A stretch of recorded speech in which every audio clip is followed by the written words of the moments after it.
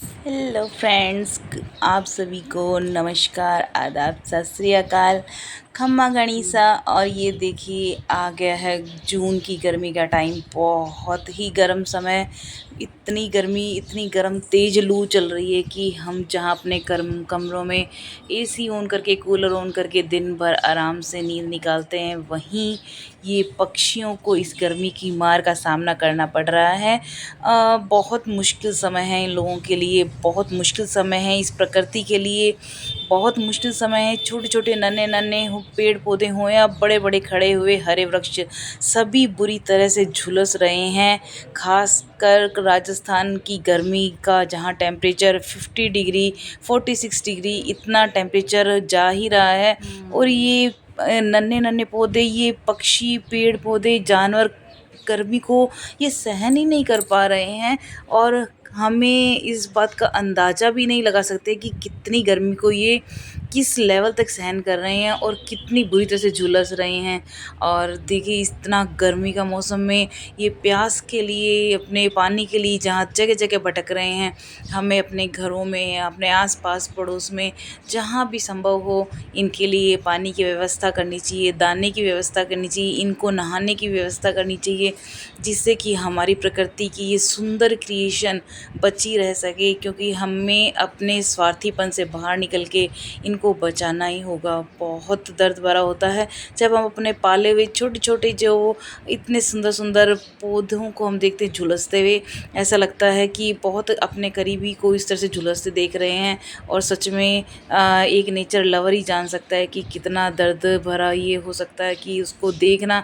सारे पौधे जल रहे हैं, इतनी भयंकर गर्मी पड़ रही है, पानी देने के बावजूद वो बच नहीं पा रहे हैं।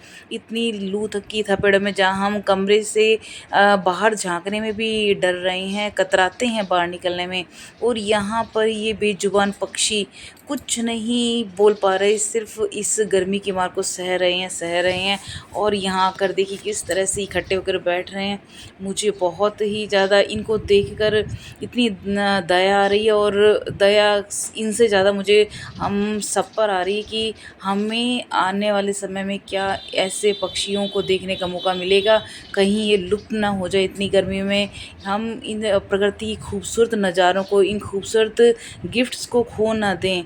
तो हमें क्या संकल्प करना है, हमारा क्या दायित्व है, हमारी क्या जिम्मेदारी है, हम क्या कर सकते हैं प्रकृति को बचाने के लिए, हमारा क्या रोल हो सकता है कि हम अपनी प्रकृति को बचाएं।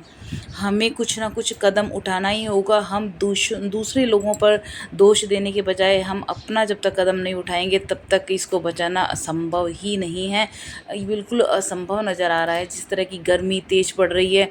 और हम जहाँ तक सूर्य देवता से प्रार्थना करते हैं कि एटलीस्ट गर्मियों के अंदर तो पूरा प्रकाश मिलता है, पूरी पूरी पूरी लाइट मिलती है पौधों को अपना भोजन बनाने के लिए, हरियाली पूरी चारों तरफ फैली होती थी पहले। और जिस तरह से ये ग्लोबल वार्मिंग के बाद टेम्परेचर बढ़ता चला जा रहा है और ये पौधे झुलसाए जा रहे हैं, मुरझाए चले जा रहे हैं।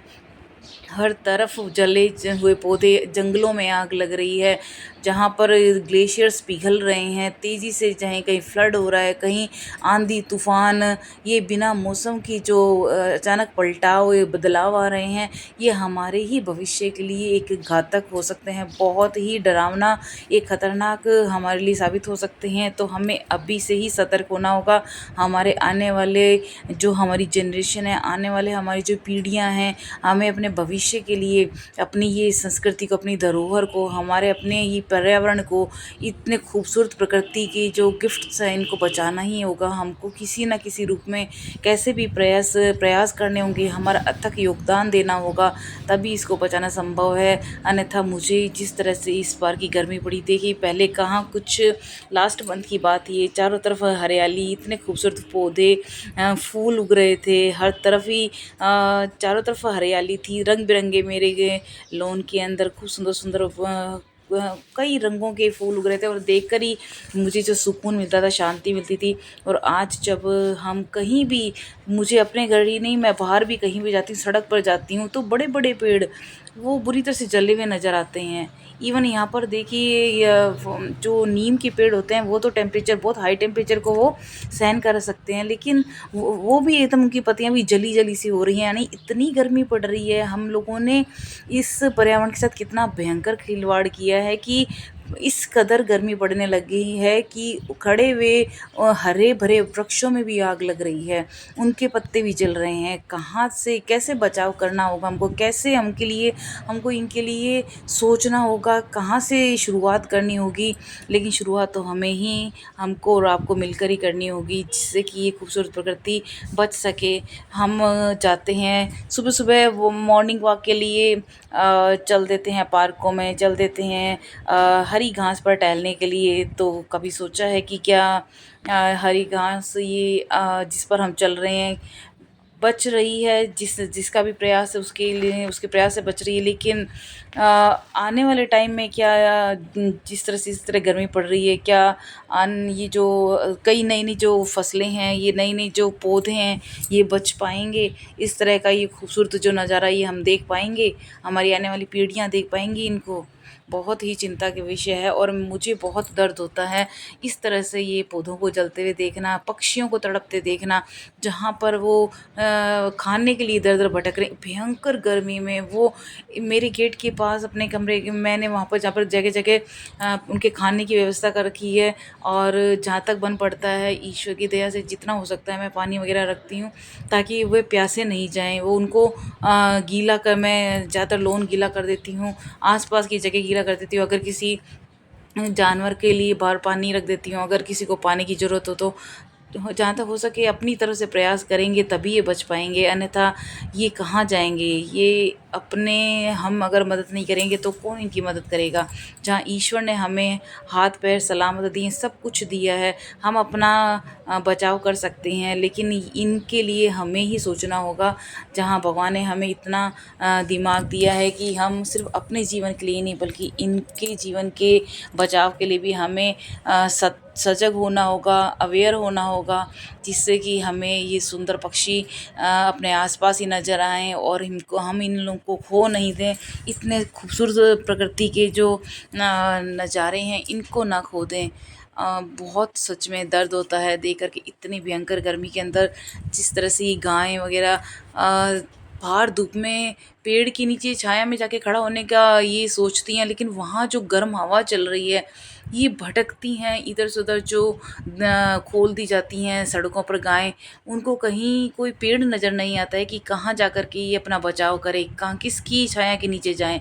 और पूरी तरह से आंधियाँ, ये देखिए किस तरह से मौसम पलटा खा रहा है, तेज़ी से मौसमों के बदलाव हो रहे हैं, तेज़ी से यहाँ पर कभी ओले, कभी बारिश, बेमौसम की जो इस तरह से बदलाव हो रहे हैं, कहीं न कहीं हमारी ही गलती है, ये सब हमारे ही कारण है। मैं कल एक इंस्टाग्राम पर वीडियो देख रही थी, लोग ऋषिकेश पवित्र स्थानों पर भी जाकर के इवन ऐसी सुंदर-सुंदर नदियों के पास जाकर वहाँ पर इतने बोतलों को, प्लास्टिक के कचरा जा-जाकर वहाँ पर इकट्ठा फेंक कर आ जाते हैं। मतलब कि बिल्कुल ही दर्द नहीं होता, आप उस वहाँ पर एन्जॉय करने जाते हो और आप वहाँ पर गंदगी फैला कर आ जाते हो। सभी से हाथ जोड़कर विनम्र मैं निवेदन करना चाहूँगी कि कृपा करके हाथ जोड़ के मैं निवेदन करती हूँ, प्रकृति को बचाइए।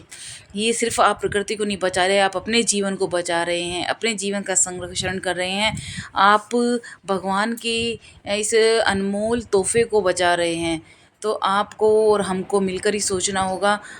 हम सारा दोष ऐसे लोगों पर डाल देते हैं कि ये अनपढ़ लोग हैं, ये इधर कचरा फैला दे, उधर उधर कचरा फैला देते हैं, लेकिन जहाँ पर हम जैसे लोग वहाँ बहुत जैसे हिल स्टेशन पे जाते हैं, वहाँ पर जा जाकर इस तरह से बॉटल्स फेंक फेंक के आ जाते हैं, कचरा फैला फैला के आते हैं, समुद्र के पास जाकर कि दुनिया भर के प्लास्टिक की बॉटल्स फेंके जाते हैं। क्या ये उचित है? क्या ये सही है? क्या हमको जीवन देने के बजाय हम जब हमने इनको जीवन नहीं दिया, तो इनका जीवन लेने का हमारा क्या हक बनता है? हमें पुनः विचार करना होगा, हमें बार-बार सोचना होगा कि हम कैसे इनको बचा सकते हैं, कैसे इनके साथ मिल-जुल कर प्यार के साथ अपने प्रकृति के साथ तालमेल जो बना कर के इनके साथ रह सकते हैं। तभी हमारा ये जीवन सार्थक होगा, तभी हमारा इस दुनिया में रहना एक ईश्वर का दिया हुआ जो उपहार है, जो हमारा जीवन हो, चाहे पक्षियों का जीवन हो, चाहे ये प्रकृति का जीवन हो, चाहे पेड़ पौधे हों, हम आपस में जब तक मिलजुल कर साथ में नहीं रहेंगे, हम एक दूसरे की केयर नहीं करेंगे, निस्वार्थ भावना से हम एक दूसरे को नहीं देंगे, तब तक संभव नहीं है कि किसी का भी जीवन आसानी से निकल पाए। तो जितना ये हमको देते हैं, हमें उससे कई गुना ज़्यादा हमें इनको लौटाना होगा, प्रकृति में वापस देना होगा। इनको उतना ही प्यार, उतनी ही केयर, उतना ही जो हमारी प्यार की भावना है इनके लिए, वो हमें उड़ेलनी ही पड़ेगी। इन सभी पक्षियों के लिए, इन सभी जानवरों के लिए, इन सभी पेड़ पौधों के लिए, क्योंकि इन्हीं से ही हमारा जीवन है, अन्यथा कुछ भी नहीं है। तो हम बार बार प्रयास करेंगे, हम हर तरह से प्रयास करेंगे। चलिए संकल्प लेते हैं कि हम अपनी प्रकृति को बचाएं और खुशहाली के साथ जीवन बिताएं। All the best.